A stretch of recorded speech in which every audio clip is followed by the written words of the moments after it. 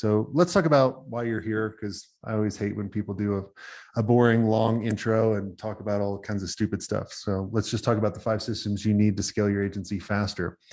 And the real important part is these guys. Like I told you, I got started by accident, but I actually owe everything to where I am at right now to Justin Timberlake. Now, I don't know Justin Timberlake, but Justin or a friend of mine looked identical to Justin. And back in '98, I created a website called In Shit, making fun of NSYNC for the people that remember that band. And I got wildly popular. And literally people started asking me to design websites. And so I kind of entered what I call the fun stage in your agency, right? Where, you're getting business, you're making money, but everything's kind of dependent on yourself. And then I got to a point where, my whole business was really depending on referrals. I started having longer sales cycles as I started moving up selling, because I started out selling $500 websites. And when I talk to people on my podcast about, when they started their website, I don't know why everybody starts off with $500. Eventually we sold $1 million websites, but I don't know why we always start off at $500. I started taking on a lot of the wrong clients. I'm going to try to move this chat so that's not bothering me. And then I got to a point where I remember we were maybe 4 years in, and we were a little over the million mark. And I remember looking at my bank account going, oh my God, I'm not going to be able to make payroll. And literally, I remember I was depressed for about a week. I was talking to my wife, and I was like, well, are we going to, close up shop? And she basically was like, why don't you go get a job? Right. And have you ever guys felt like this, like the life is going to be a lot easier on the other side if I don't have to do everything myself. And I remember taking an interview with NASCAR at the time, and they asked me 2 questions. And those 2 questions really kind of changed everything for me. They asked me, what do you do? What do you want to do every day that you would love to do? And what do you never want to do ever again? So I literally went home, and if you can kind of picture me, or can you guys see me or icon, right? And this is a good exercise for all of you to do, right? Because a lot of times you're probably doing a lot of things you're not supposed to be doing. So literally get a piece of paper, put your fist on that paper and draw a circle around it, okay? Everything on the outside is all the stuff that you don't want to do ever again. And really spend about an hour doing it. Don't do that now, but you can draw the circle. You got to pay attention. And put everything on the outside of it. And then once you do that through a process of elimination, then the circle inside is going to be a lot smaller. Think about all the things that you really love doing. So some of the things on the outside of mine were like talking to clients, managing clients, following up with prospects, managing, the support team, managing support tickets, all these different things that I was doing that I just hated doing. And I realized from that, of all the stuff I hated doing and this exercise, I really got clarity. And I really got clarity of going, where do I want to take my agency? Remember, I started off by accident. I designed a website making fun of one of my friends, and then I had no focus. So my whole business was referrals. So I really didn't know who to target, right? So now I had more clarity, and I could really kind of say, what is my North Star? And I always love this cartoon, right? The leadership team's conjuring up a vision statement, right? Through like this crystal ball. And really what I want to do is figure out what was my North Star. Like for example, right now, like my North Star, and I'll give you a real world example as well, just because I don't want you to just say, here's our North Star, here's our vision statement, check mark, you got to live and breathe it. I literally had to think about, like, on this business, I wanted to create a resource I wish I had when I was running my first agency. And so like, for example, a couple of years ago, my team was writing an article of the best conferences for agency owners to go to. They listed 20 conferences. 3 of them were companies I could not stand. Like I literally hated. And I said, no, take those out. And my team was like, well, are they good for agency owners? I said, yes. I was like, okay, keep them in, right? So it gives direction to your employees if you have a North Star. I also had to define my core values and what did I believe in. Think about, like, I love that speech by Simon Sinek, or that YouTube video that he did on why, right? Where he talks about, one of the examples he's used is Martin Luther King, right? Not everybody liked Martin Luther King, but they believed in what he believed in. And that's why like hundreds of thousands of people showed up in Washington, D.C. in the 60s to listen to his I Have a Dream speech, right? So what do you believe in? Because then that's where you can actually find the right team. It's not about they can do the job, but do they believe in the same things you guys believe in? So like our core values are like having fun, sharing our wins, sharing our losses, being resourceful, right? So that's why I never hire from really big companies, because those people have huge teams and they're not that resourceful.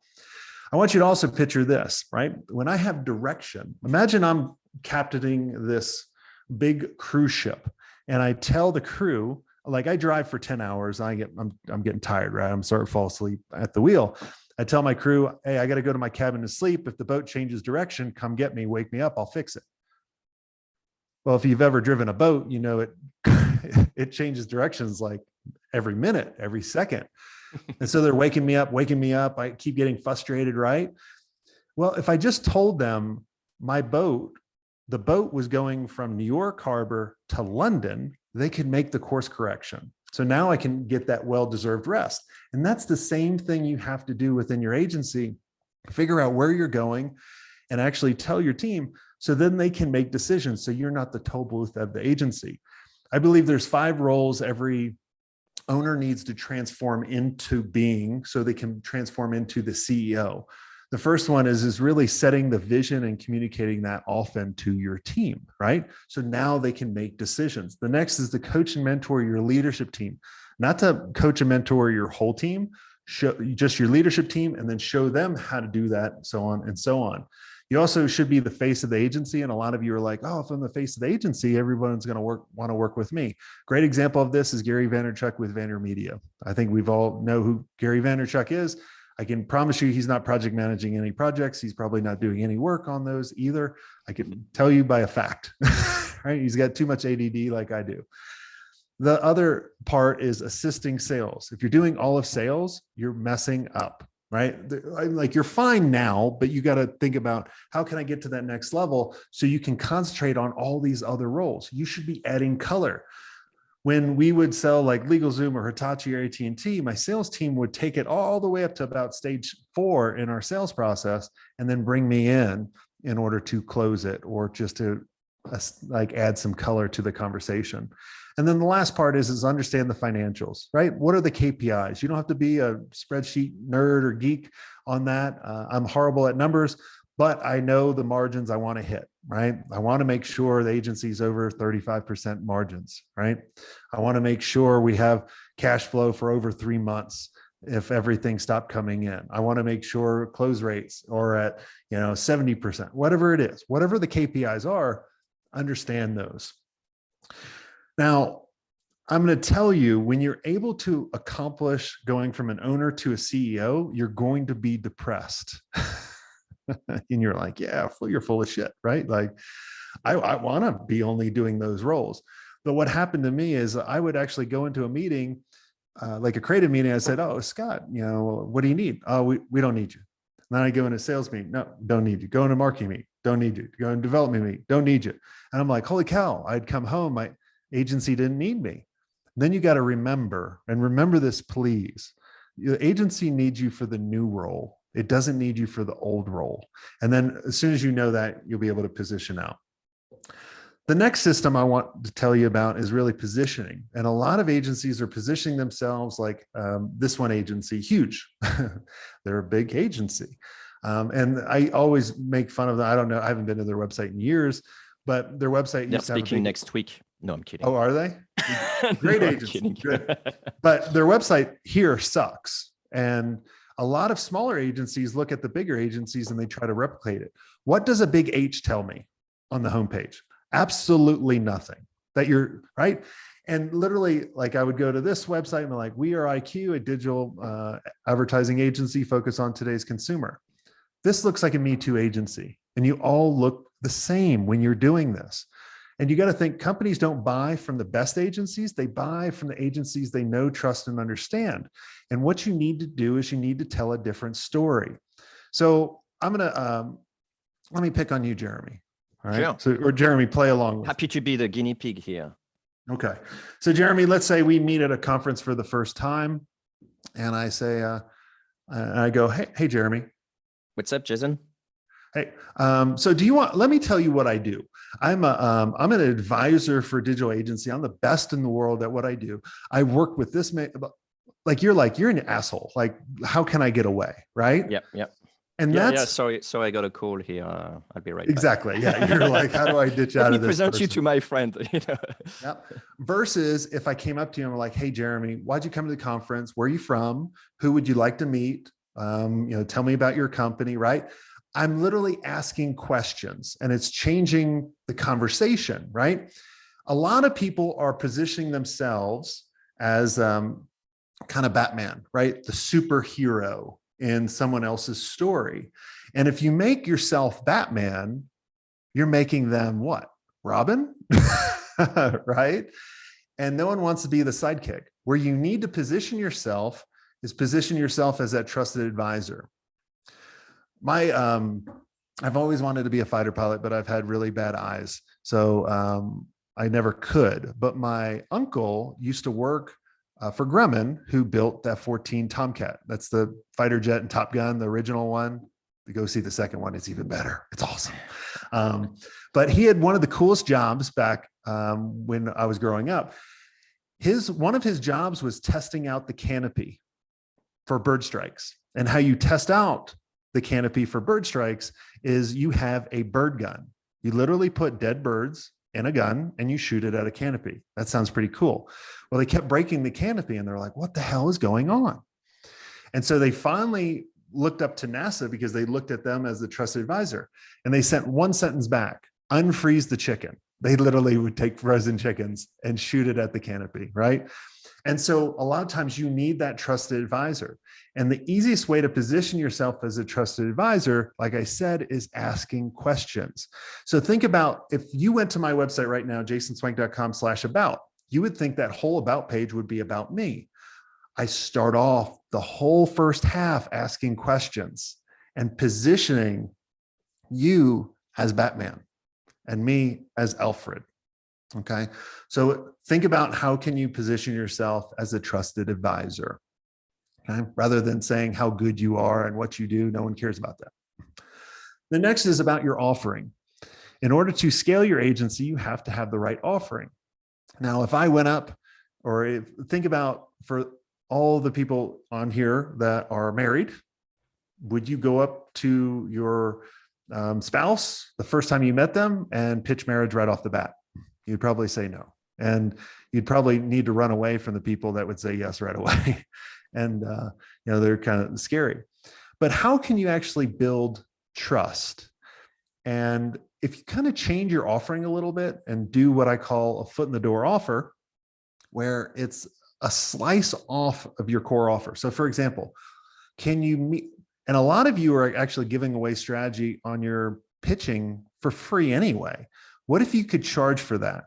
So what if you could actually think about having an hour-long meeting with them after you qualify them and charge them for that, maybe $2,500, whatever it is.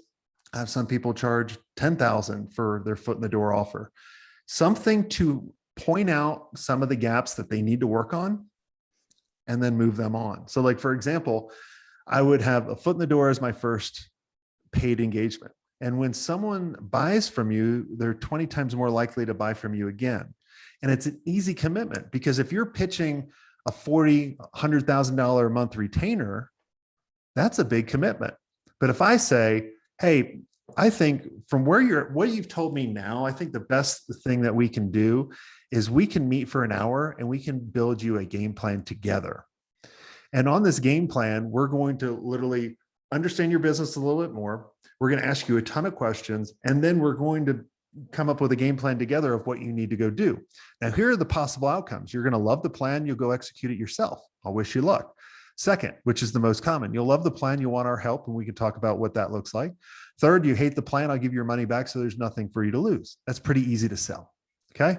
So then the foot in the door points out what they need to go do. So then you position a smaller project in order to fix that. And then that builds trust, and they could go to a bigger project, and then it could go to a bigger retainer. We did this for an SEO agency. They used to sell $5,000 a month retainers, but it was month to month. And they would hold their clients on for about 6 months, which is a whole nother problem. So they make 30,000 every client they would bring on. I said, let's do a foot in the door, 2,500. And then from the foot in the door, we're going to position a 3-month engagement, because usually they'll start seeing results in 2 months back then. So it's 15,000. So in month 2, then he'd start positioning a retainer. And I said, let's move the retainer up to like 9,000 a month for at least a year contract. Well, he started closing more. He started holding on to his clients. So now every client's worth like 120,000 a year, right? So it's a big difference just by changing your offering. The next system is around prospecting. Okay. I'm going to talk a little bit quicker, so we got enough for Q&A. It's fine, Jason. All right. Don't stress. But I look at prospecting as, so you're not relying on referrals to grow your business, because that's just not scalable. You look at it in kind of 3 channels. I want an inbound channel where I'm creating content, where I'm bringing people to me. I'm creating an outbound channel. How do I bring, how am I actually reaching out to my prospects in order to, so let's say I get a top 50 hit list, and I go, I want to work with HubSpot. I want to work with Microsoft. I want to work with Delta. Well, how am I going to reach them? And then the third is around strategic partnerships. So we became one of the best partners in the world for Microsoft back in the day. We did this with Sitefinity, which was a content management system. So we looked at technologies that were up and coming, and Microsoft's been up and coming for a long time, small little company. And how can we not just be referral partners, but how can we make them look good? So we would constantly let them know, hey, check out what we did for this client, and we used your software, and then we customized it and did this, and we would highlight them. And so it became really good partnerships with them. Now, podcasting is a great way to accomplish kind of all of this. Now, I was at a conference in New York speaking to about 700 agencies. I asked the whole audience, I said, raise your hand, who has a podcast? About 2% of the room raised their hand. This was right before the pandemic. I said, you guys got a great opportunity. You guys should do this. And I explained to them. These guys actually came up to me and was like, hey, will you do a podcast? I was like, of course, I'll come on your podcast. And then they go, but there's a catch. I'm like, what's the catch? Will you do it in my hotel room? And I was like, that's kind of creepy. And so I did it. I told everybody what hotel room, just so I was fine. But what podcasting allows you to do is reach out to your perfect prospects. I have people on my agency mastermind that close 50% of the people that come on their podcast, because you can build the relationship. They're going to pick up the phone. They're going to answer your emails because you're highlighting them. You're making them Batman, and you're going to build great content. So having a podcast is great. So the last system I have time to talk to you about today is sales. And I'm going to give you a couple little pointers as I talk a little bit faster for qualifying and thinking about what are the first questions you need to ask on the call in order to qualify them. The first one is figuring out, and you can remember this by NBAT. First one is need. What's the need that they actually have, and make sure it matches up with your specialization so you can actually help. Don't do things that you can't do very, very well. The next is budget. And yes, these are the first kind of questions I ask. I don't ask the budget at the very end, because who hates talking to prospects for months and months or weeks or whatever it is, and figuring out they have $1,000 budget to build the Death Star, right? That's not cool. So I always ask them the budget. Now I'm going to tell you exactly how to get the budget 99% of the time as well. I would always say, what's your budget? What do they typically say? I don't have one. Or you tell me. I would say, well, if they say I don't have one, I'd be like, cool. I love working with people that don't have a budget, so we don't have to worry about money and we can just do the best work. And then I kind of shut up. And then I think about the reverse auctioneer. Now, a lot of you kind of do kind of an auctioneer one, but you're doing it the wrong way. You're like, well, I need to know a range. Well, are you trying to stay around $1,000, $2,000, $3,000? The first number they're programmed to hear in their head, they're going to remember. So I always start off real high. Are you trying to stay around $1 billion, $1 million, $100,000, $10,000? What kind of range are you trying to stay around? Because I want them to think, I don't want to race to the bottom. I want to, race to the top. So that's how I would get the budget. The next is, are they the authority? And now I don't ask them or presume that by the title. If they're the CMO, they still may not be the authority. So I basically say, how does what you told me you need, align with your overall business objectives. If they say, I don't know that, I'll be like, who knows that? Bob knows that. Cool. Who's Bob? He's the CEO. Cool. Can we get Bob on the call? So it's a nice way to figure out, are they authority? Because you don't want to waste your time. I've literally been in meetings when the authority has walked out to take a phone call. People said, go keep presenting. I'm like, no, I'll wait. And then the last is timing. You want to make sure that the timing is realistic. There's no such thing as a bad agency client. There's a bad prospect or a bad process. Hopefully you have the bad prospect. So I'd always make sure the timing is right. Now, once I qualify them, then I go into what I call the 3 I's in order to figure out what is their biggest issue. Okay. What's the issue that they're having? What's the impact on their business and how important is it to them? So if they have their biggest issue is lead generation, I'll ask them, and I won't put words in their mouth. I'll ask them questions and say, what's the impact of you not having a good lead generation system? Or what's the impact if we can generate this amount of leads? What's the impact on your business? We're like $1 million. Cool. That's awesome. So you want to fix that $1 million? Is that important to you? Yes. So it's a great follow-up strategy for when you send the proposal to them, right? How many people send a proposal and then you call up and saying, hey, you make a decision yet? Well, now you can go back and say, hey, Jeremy, I haven't heard from you in a while. I wanted to see if you fixed that $1 million lead generation problem. Is that so important to you? Oh, good. I'm glad I called too. All right. Makes sense? All right. Now, a quick tip for the proposal. Anybody send a proposal and people go completely silent, right? That happened to you? It used to always happen to me. The important thing is don't ever send the proposal. You have to present them the proposal. If they make it a requirement for you to send that to ahead of time, I would basically say, hey, I might not be the best firm for you. I don't believe in sending a proposal ahead of time because you're going to judge me on numbers and it's not going to be apples to apples. It's going to be apples to oranges. So if you want me to do a proposal, you have to give me a chance to present that to you and walk you through it so we can make sure it's right for you. Now you're going to probably say, what about RFPs? Well, do you know that there's 2 winners to every RFP? Anybody know it? The first one that wins and the first one out. I hated RFPs. I made a video on YouTube maybe a couple of years ago. I've been doing this a while. Jason, sorry, I may be a total noob. What's RFP? Request for proposal. Okay, got it. Request for proposal. So a lot of companies will say, here's my requirements. Do a proposal without chatting with anybody. You can't present it. And then they just looking through a style of paperwork. So, but I always looked at RFPs as request for punishment, real effing problem. And I just want to leave you with this. If you say you're too busy, you're not charging enough. I need to get that t-shirt, be like, charge more.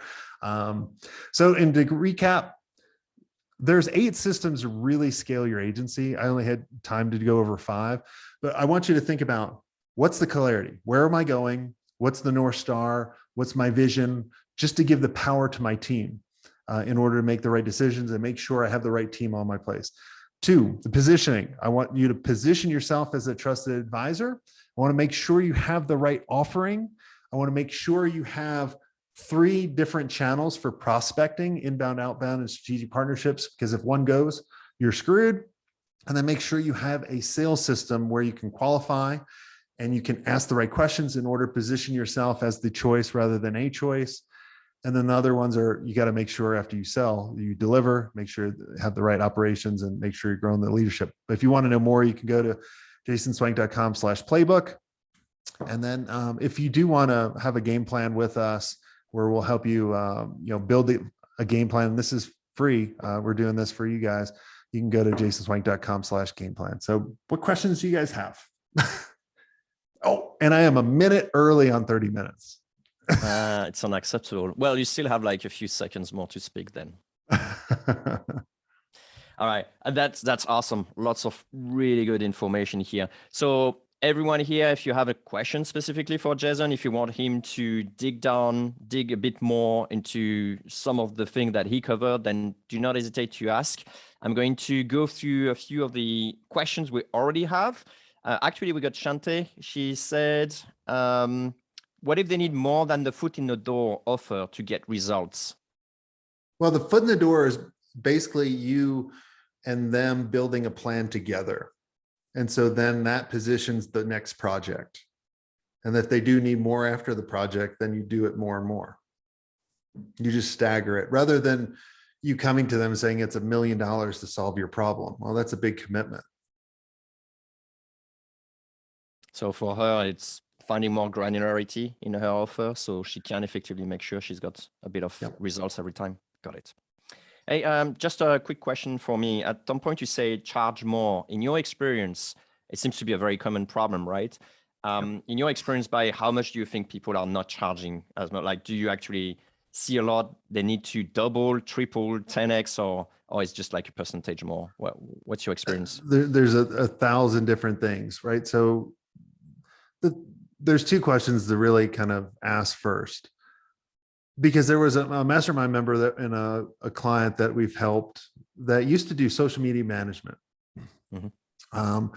And they used to, and I used to use them as an example, and they would charge they would do an amazing job for their clients, but they were like a factory. Like they had so many people and they get all these clients, they wanted millions of clients, right? They're almost kind of like SaaS, but people were actually doing the work. Right. And so I would have them stand up in front of the room in the mastermind, and they would literally talk about what they do. And then I would have everyone in the mastermind guess what they would charge. And everybody's like 5,000, 10,000. Oh, funny. Right? All these big numbers. And then they would say $100 to $300 a month. And right. And that was, holy cow. Like, that's so cheap. You could make so much more, but they wanted it so stupid of a price that people would just hold on to it forever. They would have very little attrition, and they actually wound up selling for over 8 figures. So if you want to be a factory, you can race to the bottom, but you have to have it very, very streamlined. That's kind of 2% of the agencies. The other part, you need to understand what's the value that you deliver to your clients. So every quarter, we always raise our prices. So every quarter, we look at the value and the impact that we've developed to our clients and members. And then we average it out, and then we divide that by 10. So then that's how we figure out our pricing, because we want a 10x model.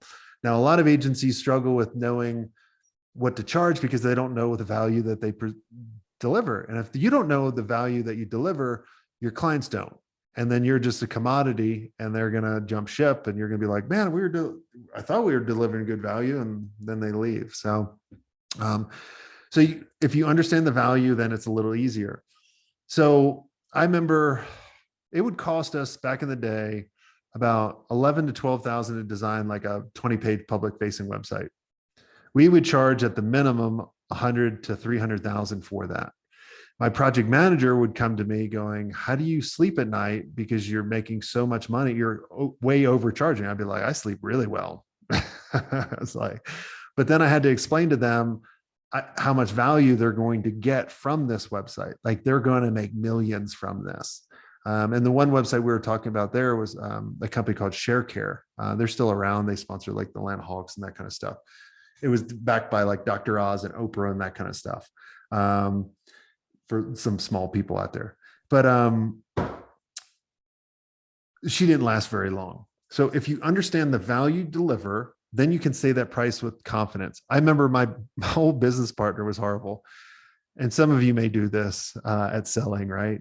Someone would say, what does it cost to do it? And he would go, 100,000? And I'd be like, is that a fucking question? I was like, are you like probing? Like, you should have qualified him better. So if you understand the value, like when I tell people it's 100,000 for a website, back in the day, I know exactly they're going to get way more than that. So I can sleep very well. If I was charging them 100K and I knew they would only make 1,000, I wouldn't be able to sleep. I wouldn't have any confidence in that. So figure that out. Also, if you figure out their expectations, I went into a meeting one time of a company I never heard of, pitched a really good deal, gave them the price of like 20 or 30,000 or maybe 10,000. I can't remember. They literally started laughing at me. And I go back to the office. I was like, I told them a price. It was a high price for us. And they started laughing. They were like, what company was it?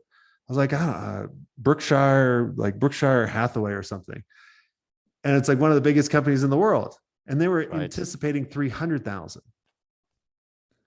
And here's probably your next question, Jeremy, is like, when do I raise prices or how do I do it? We figure out the value first and then where it needs to be. And then match your clients up with that. But I always would raise prices on new customers coming in or new clients coming in first.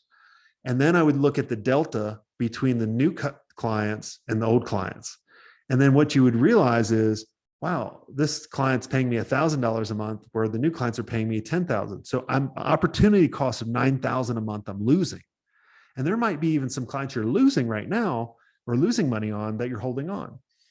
So then I would actually go back to them and say, hey, it's been a long time. Like we just chatted about this.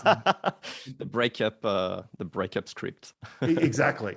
Well, I had a member, Dean, he literally went back to his clients, doubled the pricing, and he made 60,000 extra in monthly recurring revenue by just doubling the pricing to his old clients. And all of them said yes.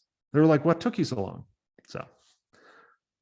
Yeah, this is, I really love what you're saying about prices really depends on your client, which means it has an effect on your prospecting, right? If you keep on getting the referral, you're still going to get the same level of clients. So you need to find bigger fishes if you effectively want to charge more, right?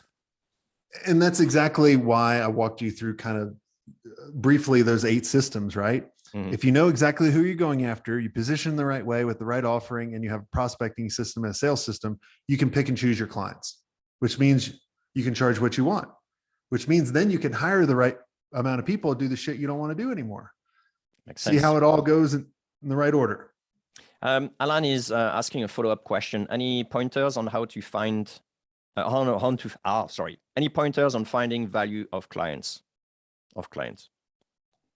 The value of of the clients, basically, I think. Of like the value that you're delivering to them. Is that what you're asking? Yeah, I think so. I think so. Yeah. Okay. Right. Well, yeah. You can unmute, Alan. Just 1 second, Jason. You can unmute. You can ask a question via voice, Alan, if you're able to speak. Yeah, go ahead. Yeah, sorry. It's just you said about the value that building that website would bring to the client. I was just wondering if there's any general out rules of what you would look for to be able to say this is the value this will bring. Because I've fallen into that trap already just this week. Remember the 3 I's, right? What's the biggest issue? What's the impact? And when I ask them the impact, like if we develop this website for you, will this produce more leads for you? Yes. How much is a lead actually worth? What's the percentage of leads that you close now? Then you can start having them develop the value of that. And then what you're doing is you're benchmarking from when they started with you, right? Like, all right, we got 10,000 leads a month, or well, we got 1 lead a month. Now we get 10,000 leads a month, and a lead's worth $100 to you. So now you made $1 million or 10 million. Oh, I don't know. You're making me do math, but I'm better at running an agency than doing math. Right. And then but you have to ask those questions, and you have to constantly be that advisor rather than a designer to them. Okay, follow-up question, not a follow-up question, sorry. Other question from Xabizo. How would you apply a performance-based model for lead generation agencies? Yeah, I had a client, Tom, do this, went totally to a performance model. But what he did, so he would do YouTube ads. Mm-hmm. So initially he would do a paid foot in the door, right? Charge $20,000 or $2,000 for it or something like that. Then he would do a project where he would charge like $10,000. And what he was doing in this project is he was doing a project for about a month to see how many leads they could generate at what cost per lead. And they already knew on the onboarding how much the client would pay per lead. So the client said, I'll pay $100 per lead. Well, in this test, he could get $10 a lead. So that's $90. Clever. So then they would charge a performance model for $90 per lead, going forward. That's pretty clever. So that would be your recommendation. You first go with a small project in order to determine the value of, leads and stuff like that. And then after that move. Okay. Because you got to be very selective, and you got to think you don't want to take on a client that has limited bandwidth either. or limited products. Like if you get this working, you want to be able to scale the heck out of it. Like we have many mastermind members that do this on YouTube, Facebook, and all that kind of stuff. So they're doing it mostly for e-commerce stores because there's high volume. You don't want to do it for, let's say, for me. Like I don't want to work with everybody, right? So, it literally I would be a bad performance model for them. That's fair enough. I was like, I only work 8 hours a week. I don't want to work more. No, that's fine. I don't think there's anything wrong with that. Mark is just starting out. He say best way to juggle prospecting, sales, and fulfillment when starting out as a solo founder. I'm sure it brings you way back, right? Yeah, I mean, in the very beginning, you just gotta roll up the sleeves and eat the mud and just do what you need to do in order to get to a point. But I'll tell you, in the very beginning, the easiest way to start scaling is just start charging more, and just literally like treat it as like, if you're just getting started, you probably don't know who you're going to go after. So I look at everything as kind of like a Vegas buffet, right? Or like a huge buffet. You guys have been at buffets before, where it's like all these thousands of selections, and there's like half the stuff you really like, half the stuff that will make you sick, but you got to try out everything. And then you're like, oh, the second time I go, like, I'm the type of person that goes like back to the buffet like 4 times. But the first time it's kind of like little bit of things, right? Like I'm like, ooh, I like these crab legs, or oh man, these soft shell crabs suck. And like the second time I'd be like, more crab legs, and I'll like wind it down. And that's the same thing you got to do for the clientele that you're going after. And then you can start charging more. And then once you start charging more, then I would tell you, think about, are you better at sales or project management? If you're better at sales, hire a project manager. If you're better at project management, hire a salesperson. Eventually you'll hire both, but then you kind of build your way up from there. Yeah, I love the buffet analogy. That fits quite in with another Jason asking, if you had to start the agency all over again, what would you do differently, on a personal level? I would. We take more crab legs. Yes, I would eat more crab legs. I would do what I just walked you through. I would just build on that framework that I showed you, right? Like when I started, I didn't have any clarity. I was just kind of like, oh, you want to work? You want a website? All right. You want a website? Who wants a website? Like I was Oprah. So. Yeah, you will lose less time, right? That's a common theme. Like, yeah. And then I would make sure I would bring on and hire people faster, honestly. And stop doing the stuff I didn't want to do. You remember, like it was year 3, we were over the 1 million mark. I think we were around the 2 million mark, and I was just depressed. Like I wanted to go get a job. I mean, how bad is that? Do you have any tips on hiring? I think hiring is a really big topic, but how do you go about hiring, especially the first few ones? Well, it goes back to being able, like, I remember I was sitting in Slosky's Deli. Is that Switzerland, or is that Swiss? No idea. It may be. I remember, I just remember sitting in Slosky's Deli, and I was interviewing the first people I ever interviewed for working with me. And I kept pitching them rather than them kind of pitching me and asking questions, right? So in hiring people, you got to make sure, like, let's say I'm hiring a project manager. Well, what are the traits are you looking for? Attention to detail, analness, like communication, like all these kind of things. So I would think about what kind of tests could I come up with? And then I would think about how can I streamline it? So a lot of times what we talk about in the mastermind and in the agency playbook, we'll talk about kind of creating a system where I'll give them a test. So let's say you're a Facebook agency. If they're going to apply, they're going to take a test first, either pass or fail. If they pass it, then I will send them a quick, hey, I need you to do a 4-minute video on looking at this fake account and telling me what you would do and how you would break it down. If they go over 4 minutes, they failed.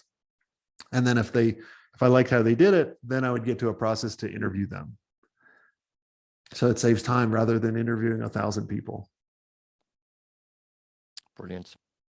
Do you have any favorite outbound channel? Like completely different questions. Like I'm going An right outbound and left. channel? Yeah, Podcast. podcast not for you. Have you tried other asking ones? them to come on the podcast. It's funny, I have a podcast myself, but I don't use it as a lead generator. I only use it because I can jam with another founder that I know and he's a good friend. So I just do it because it's fun to, you know. Well, I mean, that's how I started our podcast 8 years ago, was just to jam talking to other agency owners, right? But then I realized, I was like, man, I can create amazing content. And I never push it. Like when I do my podcast, I'll say, I'll highlight them. And at the very end, I'll be like, and this is the hook at the end, right? To make them ask after we stop the recording, I'll be like, hey, if you want to be around amazing agency owners on a consistent basis where we can see the things you're not able to see and able to grow and all that, blah, blah, blah, make sure you go to digitalagency.com, boom, boom, right? And then I'll be like, and have a Swenk day. And that's how I wrap up every show. And then as soon as I hit end recording, they're like, hey, tell me more about this mastermind. That's brilliant. And if they don't, that's fine. It created amazing content for them, right? And it created amazing content for the audience. But then I may have a follow-up campaign to them, offering them a game plan session, so we can help them out, right? And then maybe if they do want to come, great. But the funny thing is for the first year, no one listened to the podcast. Really didn't care. I was just doing it. I had fun doing it. Kind of like that new podcast I told you guys about. We won't tell anybody else about it. Right. And so I had fun doing it. And then what I started realizing, when people started engaging in the mastermind or buying from us, it was probably, they've been listening for 2 or 3 years, which is creating a huge moat. So think about, if you do that, like, people are constantly looking for the trusted advisor, right? So that's why I think podcast checks all those boxes, because you can reach out to your strategic partners, all that kind of stuff. Got it. Quentin is taking us in a completely different direction. Any tips for an outstanding client onboarding? It's probably talking about the experience. Yeah. For onboarding, it's very important. You're ringing the bell. They're actually having buyer's remorse.